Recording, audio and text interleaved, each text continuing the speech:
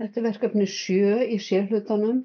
Við erum búin að setja vikudagana í töflu og næst ætlum við að fara í lið númer 5 þar sem við ætlum að búa til svona skýringartexta við töfluna, eða töflumiða. Þannig að þið veljið alla töfluna, það er ágætt að smella hérna í krossinn. Þið farið í References og Insert Caption og hérna stendur tafla 1 og þannig á það að vera. Hún á að vera fyrir ofan töfluna.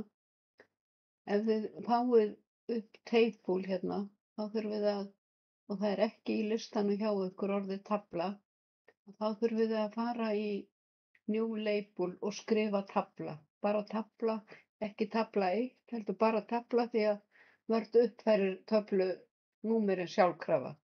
En ég ætla að velja, því ég er með þetta hjá mér,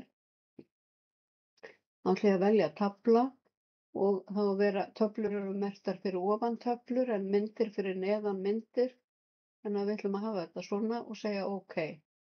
Og ég skrifa hérna tvípunkt og skrifa vikudagarnir.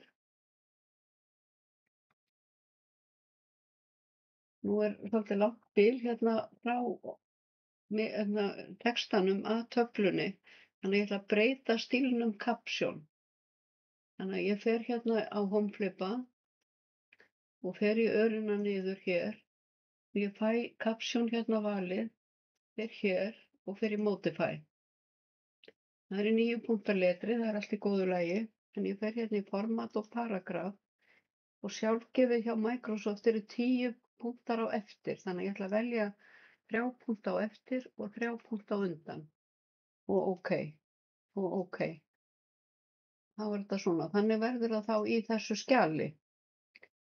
Þið eigið að velja næst töflu 2, ég er búin að gera hana, þið gerið hana sjálf eftir leiðbeiningum í bókinni og ég ætla að merkja hana líka, það er hérna í krossinn og ég fer í References, Insert Caption og nú kemur sjálfkrafa tafla 2 og OK og nú er bilið 3 punktar á eftir og 3 á undan og ég fer hér og ég set inn textan, dagsetningar á næstu árum.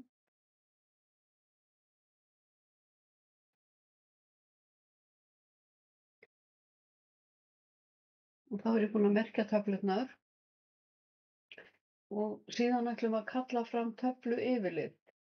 Þetta er allt útskýrt á blaðsíðu B24 í bókinni. En hérna smelli ég til að kalla fram yfirlitið og ég vil ekki hafa blaðsíðunúmer, bara yfirlit. Þannig að ég fer í References, Insert Table of Figures og hérna kemur upp tafla. Ef þið værið að kalla fram myndayfirlit, þá myndið þið velja mynd hérna, en þetta passar allt saman hér. Þannig að ég tek hakið af hérna í þessu. Og svo getið þið valið útlit á yfirliti hér líka, en við skulum bara hafa þetta svona. OK, þá kemur hérna yfirlit yfir töflur.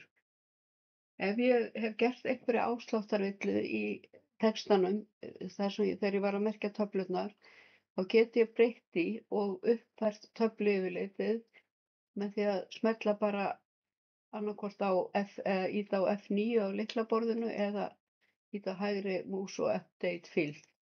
Þá myndi það uppfærast, ég þarf ekki að kalla það fram aftur. Og þetta passar svona, þannig að ég ætla að vista.